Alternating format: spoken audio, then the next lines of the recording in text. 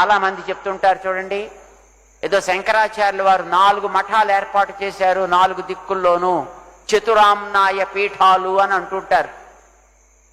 ఈ చతురామ్నాయ పీఠాలంటే పూరి జగన్నాథంలో ఒకటి, ద్వారకలో ఒకటి, జ్యోతిర్మఠంలో ఒకటి, శృంగేరిలో ఒకటి, ఇలాగ 4 మఠాలు ఏర్పాటు చేశారు.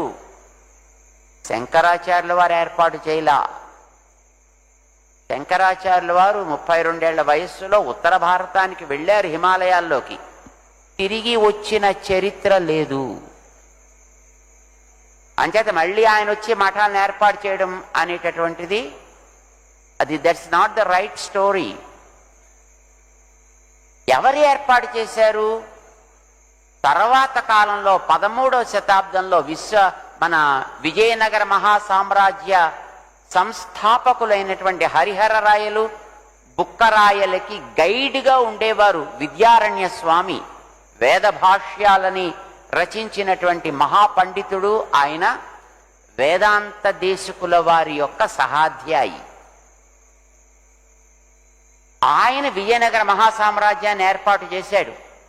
ఆయన ఏర్పాటు చేశారు ఈ 4 పీఠాలని. ఆయన కాలంలో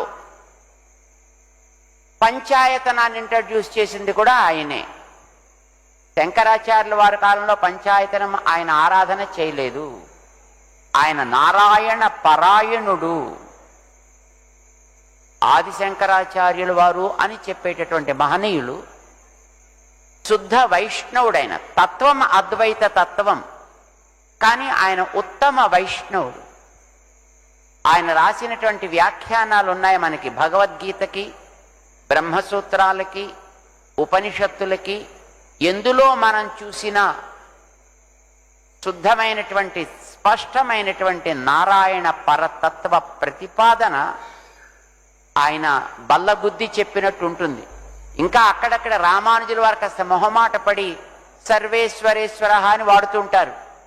కానీ శంకరాచార్యుల వారికి అట్లాంటి మొహమాటాలు ఏమీ లేవు.